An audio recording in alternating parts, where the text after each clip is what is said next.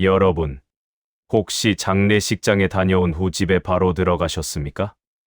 만약 그러셨다면 지금 이 순간부터라도 꼭 들으셔야 할 이야기입니다. 오늘 제가 전해드릴 내용은 단순한 미신이 아닙니다. 부처님께서 말씀하신 생사의 이치와 우리 선조들이 수천 년간 지켜온 지혜입니다. 상가집, 즉 장례를 치르는 집에서 돌아올 때 왜 바로 집에 들어가면 안 되는지, 반드시 어디를 들러야 하는지, 그리고 그것이 우리 삶과 가족의 안녕에 어떤 영향을 미치는지 말씀드리겠습니다. 제가 수행하던 시절, 한 보살님께서 이런 말씀을 하셨습니다. 스님, 시아버님 장례식을 다녀온 후로 우리 집안이 편치 않습니다. 남편은 악몽을 꾸고, 아이는 자주 아프고, 저는 마음이 무겁고 답답합니다. 그분께 물었습니다. 장례식장에서 바로 집으로 오셨습니까? 네, 피곤해서 바로 왔어요. 바로 그것이었습니다. 상문부정, 즉 죽음의 기운을 그대로 집 안으로 가져온 것입니다. 부처님께서는 생로병사를 말씀하셨습니다. 태어나고, 늙고, 병들고, 죽는 것은 자연의 이치입니다. 하지만 그 죽음의 기운을 우리가 사는 공간으로 가져와서는 안 됩니다. 오늘 여러분께 전하는 이 이야기를 꼭 기억하시고 여러분의 가족과 이웃에게도 알려주십시오. 이것은 우리 모두의 안녕을 위한 지혜입니다. 상문부정이란 무엇인가? 부처님께서는 업보에 대해 말씀하셨습니다. 모든 행위에는 결과가 따른다는 것입니다. 상문부정도 마찬가지입니다. 상문부정 쌍문부징, 한자 그대로 풀이하면 상여나가는 문의 부정함입니다. 즉, 죽음이 있는 곳에 부정한 기운을 말합니다. 여기서 부정부징이란 단순히 더럽다는 뜻이 아닙니다.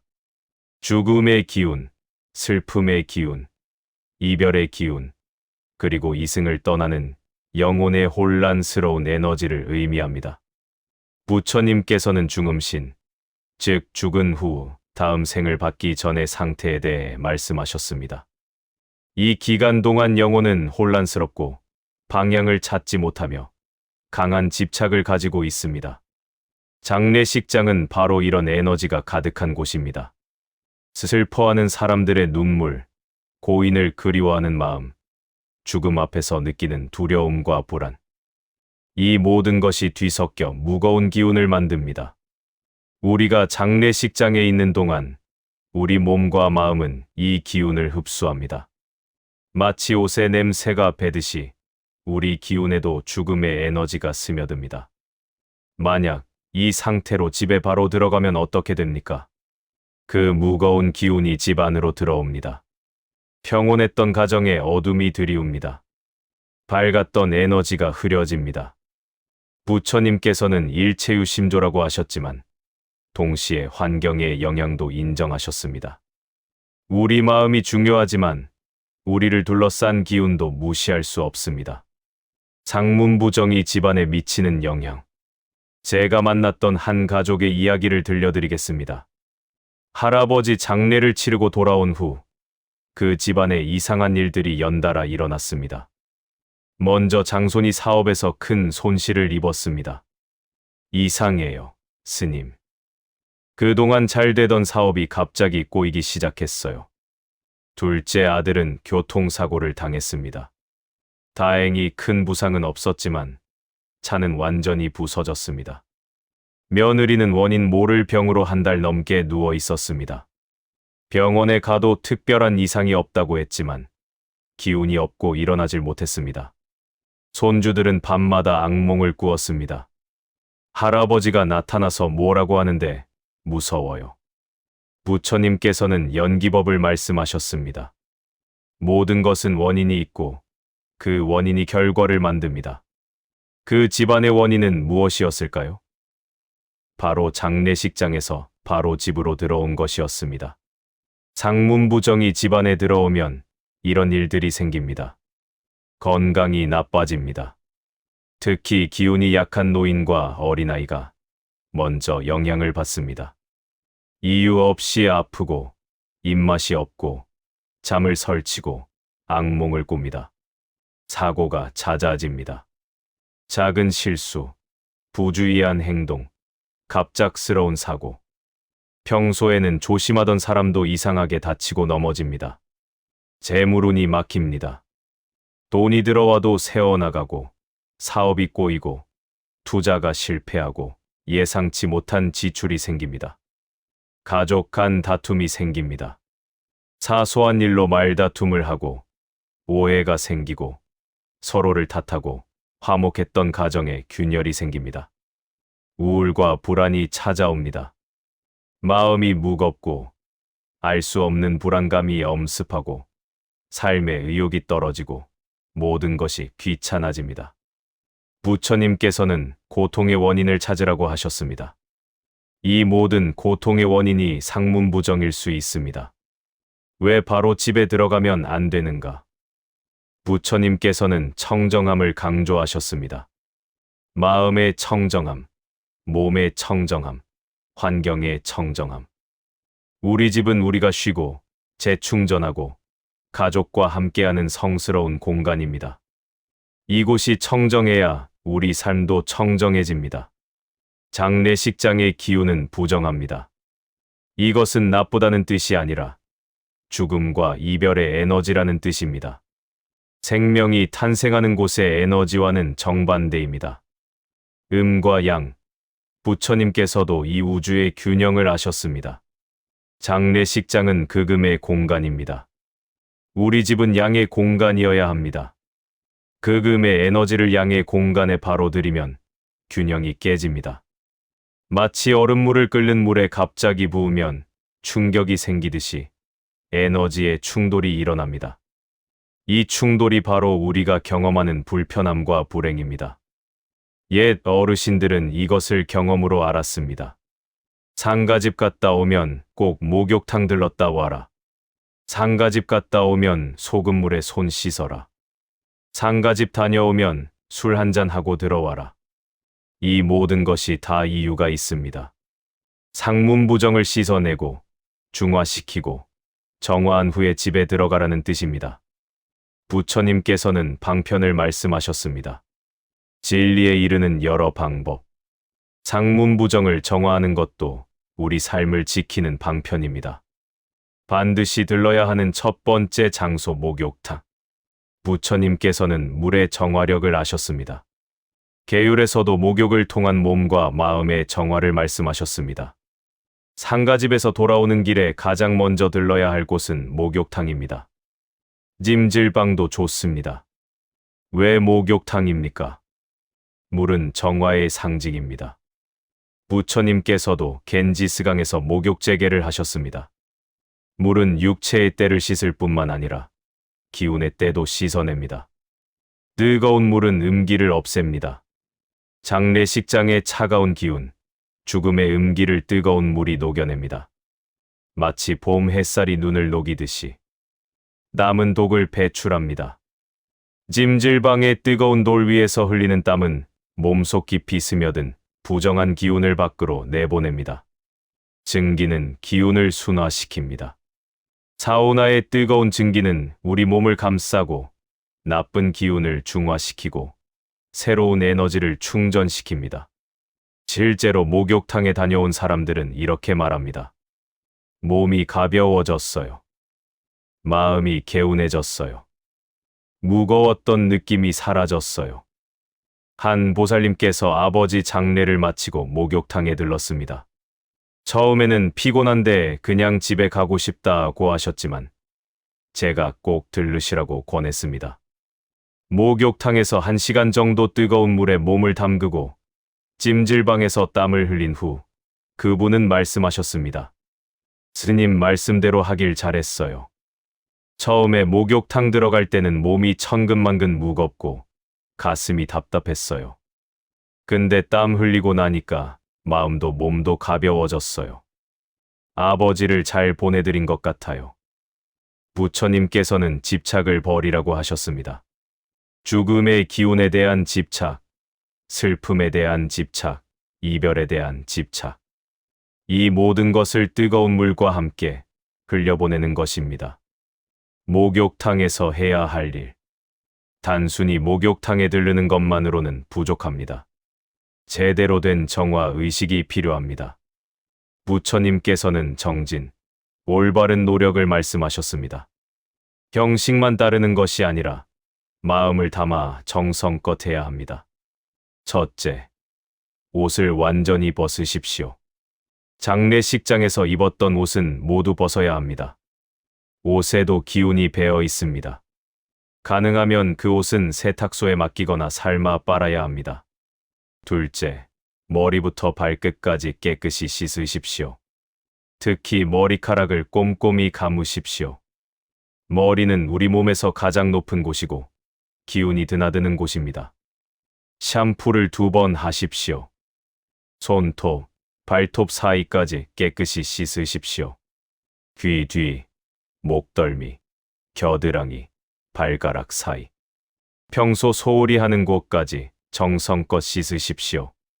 셋째, 뜨거운 물에 충분히 담그십시오. 욕조나 탕에 최소 20분 이상 몸을 담그십시오. 물의 온도는 뜨거울수록 좋습니다. 견딜 수 있는 한도 내에서 최대한 뜨겁게. 물에 몸을 담그고 있는 동안 부처님의 이름을 불러도 좋습니다. 나무아미타불, 나무아미타불. 또는 옴마니반 메훔, 진언을 외워도 좋습니다. 마음속으로 이렇게 발언하십시오. 고인의 명복을 빕니다. 고인께서 좋은 곳으로 가시길 기원합니다. 저와 제 가족은 건강하고 평안하길 기원합니다. 넷째, 찜질방에서 땀을 흘리십시오. 찜질방이 있다면 반드시 들어가십시오. 황토방, 소금방, 숯방 어디든 좋습니다. 최소 30분 이상 땀이 충분히 날 때까지 머무십시오. 땀과 함께 나쁜 기운이 빠져나간다고 생각하십시오. 이때도 마음을 비우고 호흡에 집중하고 부처님의 가르침을 떠올리십시오. 모든 것은 무상하다. 태어난 것은 반드시 죽는다. 하지만 삶은 계속된다. 다섯째, 깨끗한 옷으로 갈아입으십시오. 목욕을 마친 후에는 미리 준비한 깨끗한 옷으로 갈아입으십시오. 가능하면 새 옷이 좋습니다.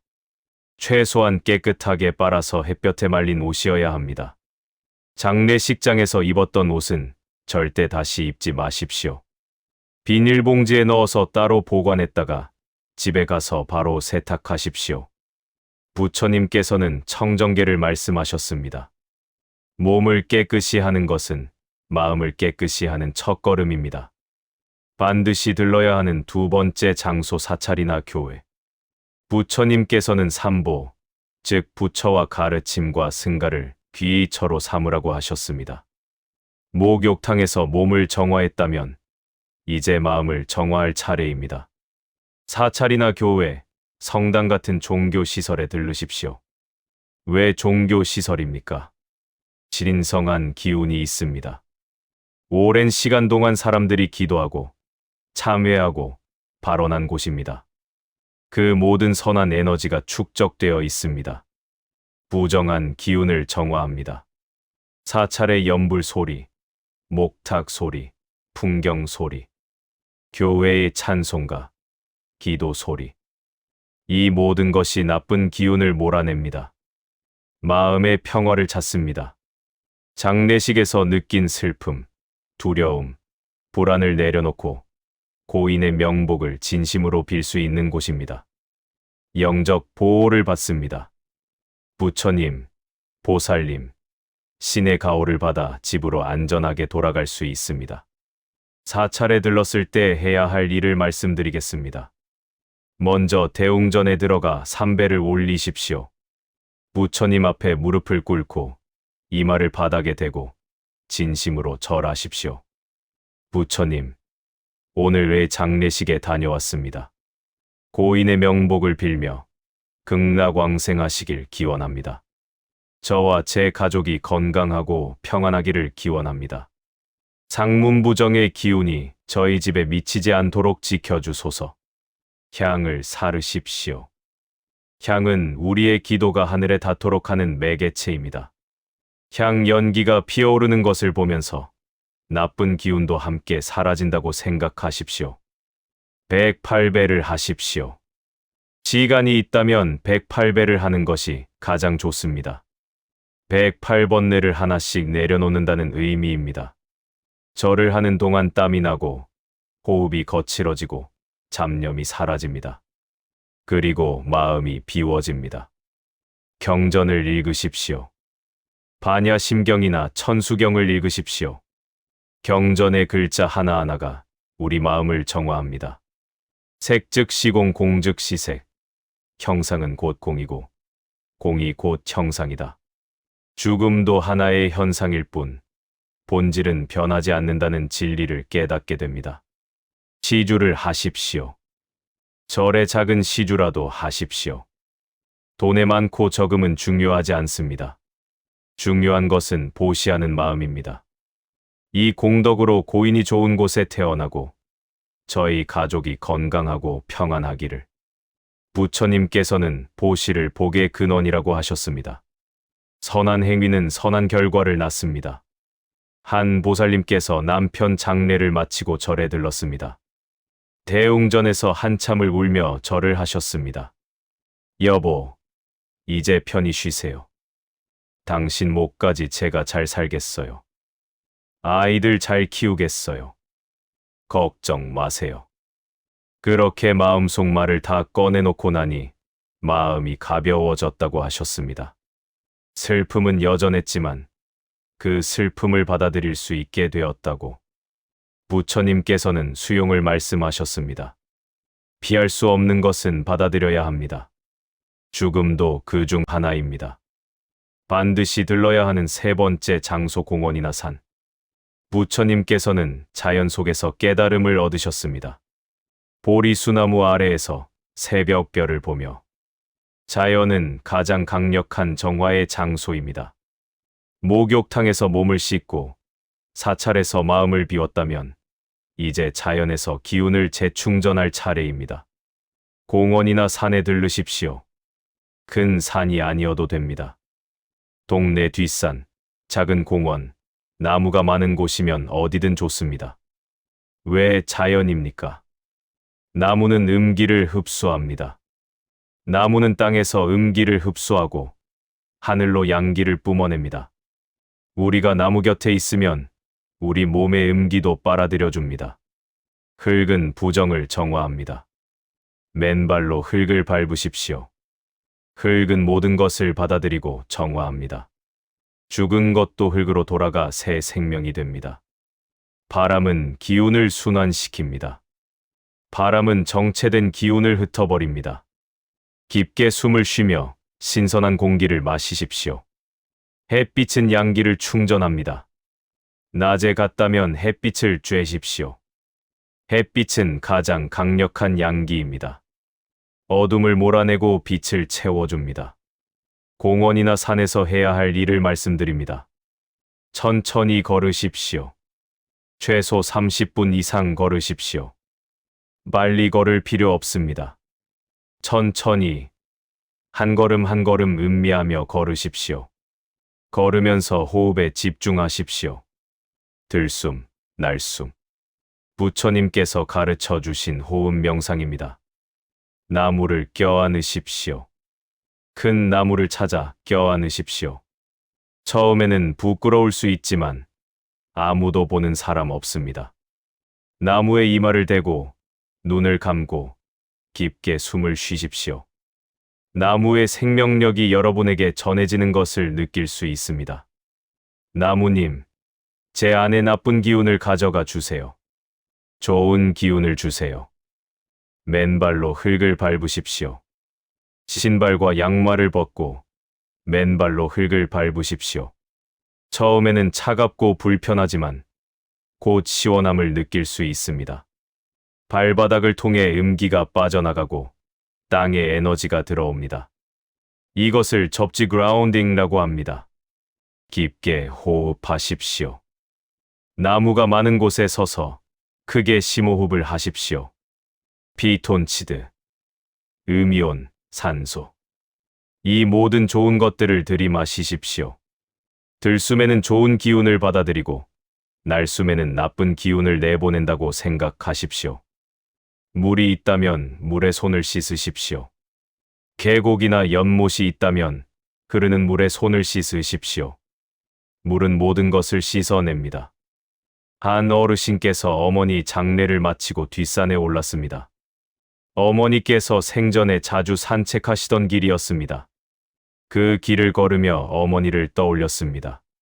슬프기도 했지만 동시에 감사한 마음이 들었습니다. 어머니, 저를 낳아주시고 키워주셔서 감사합니다. 이제 편히 쉬세요. 저는 잘 살겠습니다. 산을 내려올 때쯤 그분은 평화를 느꼈다고 합니다. 여전히 슬프지만 그 슬픔을 품고 살아갈 힘이 생겼다고. 부처님께서는 무상을 가르치셨지만 동시에 생명의 연속성도 말씀하셨습니다. 죽음은 끝이 아니라 변화입니다. 반드시 들러야 하는 네 번째 장소 술집이나 식당. 스님, 술집이라니요. 스님이 술집을 권하십니까? 부처님께서는 방편을 말씀하셨습니다. 때로는 계율보다 중요한 것이 있습니다. 옛날 어르신들이 상가 갔다 오면 술 한잔하고 들어와라고 한 데는 다 이유가 있습니다. 양기를 보충하는 것입니다. 장례식장의 차가운 기운, 목욕탕에서의 소모, 사찰에서의 헌신, 산에서의 걷기. 이 모든 과정에서 우리 몸은 에너지를 많이 소모했습니다. 이제 양기를 보충해야 합니다. 따뜻한 음식, 뜨거운 국물, 그리고 술 한 잔. 술은 적당히 마시면 혈액순환을 돕고 몸을 따뜻하게 하고 긴장을 풀어줍니다. 물론 과음은 안 됩니다. 부처님께서도 술을 경계하셨지만 약으로 쓰는 것까지 금하지는 않으셨습니다. 소주 한 잔 또는 막걸리 한 사발. 뜨거운 해장국과 함께 천천히 드십시오. 몸이 따뜻해지는 것을 느끼십시오. 만약 술을 못 드시는 분이라면 뜨거운 차나 국물 요리를 드십시오. 삼계탕, 설렁탕, 된장찌개 같은 뜨거운 음식. 중요한 것은 따뜻함입니다. 차가웠던 몸과 마음을 다시 데우는 것입니다. 혼자가 아니라 누군가와 함께. 가능하면 가족이나 친구와 함께 식사하십시오. 대화를 나누십시오. 오늘 정말 힘들었어요. 그래도 잘 치렀어요. 고인도 기뻐하실 거예요. 이런 대화가 위로가 됩니다. 슬픔을 나누면 반이 되고 기쁨을 나누면 배가 됩니다. 부처님께서는 상가, 즉 함께하는 수행 공동체를 강조하셨습니다. 혼자가 아니라 함께. 우리는 서로를 지탱합니다. 한 보살님께서 친구 장례식을 다녀온 후 다른 친구들과 함께 식당에 들렀습니다. 우리도 언젠가는 갈 길이야. 근데 그때까지는 건강하게 잘 살아야지. 우리끼리 자주 만나고 서로 챙기고. 그렇게 이야기를 나누며 식사를 하니 죽음에 대한 두려움이 조금 줄었다고 합니다. 부처님께서는 죽음을 두려워하지 말라고 하셨습니다. 죽음은 자연스러운 것이고 준비할 수 있는 것입니다. 집에 들어가기 전 마지막 의식. 이제 모든 정화 과정을 마쳤습니다. 목욕탕에서 몸을 씻고, 사찰에서 마음을 비우고, 산에서 자연의 기운을 받고, 식당에서 양기를 보충했습니다. 이제 집에 들어갈 수 있습니다. 하지만 집에 들어가기 전 마지막으로 해야 할 일이 있습니다. 현관 앞에서 잠시 멈추십시오.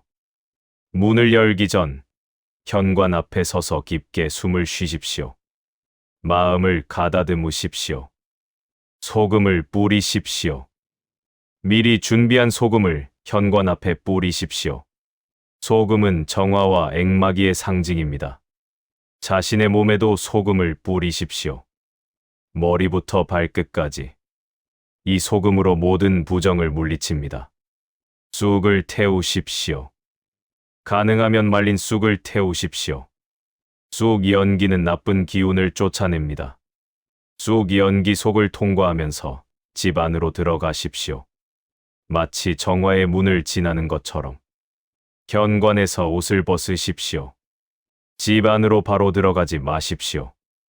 현관에서 겉옷을 벗고 가방을 내려놓으십시오. 바로 화장실로 가서 손과 발을 씻으십시오. 소금물로 씻으면 더 좋습니다. 샤워를 다시 하십시오. 목욕탕에서 이미 씻었지만 집에서 다시 한번 간단히 샤워하십시오. 이제 완전히 깨끗해졌다. 나는 정화되었다. 우리 집은 안전하다. 이렇게 마음속으로 확인하십시오. 가족들에게 인사하십시오. 다녀왔어요. 잘 치렀어요. 우리 모두 건강하고 평안할 거예요. 밝은 목소리로 인사하십시오. 어둡고 무거운 기운을 집 안에 가져오지 마십시오. 부처님께서는 언어의 힘을 아셨습니다. 우리가 하는 말이 현실을 만듭니다. 긍정적인 말을 하십시오. 만약 이미 바로 집에 들어갔다면, 스님, 저는 이미 장례식 다녀와서 바로 집에 들어갔는데 어떻게 해야 합니까? 걱정하지 마십시오. 부처님께서는 항상 방법이 있다고 하셨습니다. 지금이라도 정화하십시오. 오늘이든 내일이든 지금이라도 목욕탕에 가서 깨끗이 씻으십시오. 사찰에 가서 참회하고 기도하십시오. 제가 몰라서 그랬습니다. 용서해 주십시오. 이제라도 바로잡겠습니다. 집안을 정화하십시오. 창문을 활짝 여십시오. 환기를 시키십시오. 정체된 공기를 내보내십시오. 소금물로 집안 곳곳을 닦으십시오. 특히 현관, 거실, 침실. 쑥을 태우거나 향을 피우십시오. 집안 구석구석 연기가 닿도록 하십시오. 경문을 읽으십시오. 반야심경을 집안에서 큰 소리로 읽으십시오. 경전의 소리가 공간을 정화합니다. 나무 아미타불을 108번 외우십시오. 연불 소리가 나쁜 기운을 몰아냅니다. 스님을 모시십시오. 가능하면 스님을 모셔서 집안을 정화하는 의식을 치르십시오. 전문적인 정화가 필요합니다. 부처님께서는 참회를 말씀하셨습니다. 잘못은 누구나 합니다. 중요한 것은 깨닫고 고치는 것입니다. 오늘 배운 것들을 실천하십시오. 그리고 주변 사람들에게도 알려주십시오. 상가 갔다 오면 바로 집에 들어가지 마세요. 목욕탕 들렀다 오세요. 이 한마디가 누군가의 가정을 지킬 수 있습니다. 부처님의 자비가 여러분과 함께 하시길, 여러분의 가정에 평화가 깃들기를, 고인의 영혼이 좋은 곳으로 가시길 기원합니다. 나무 아미타불 관세음보살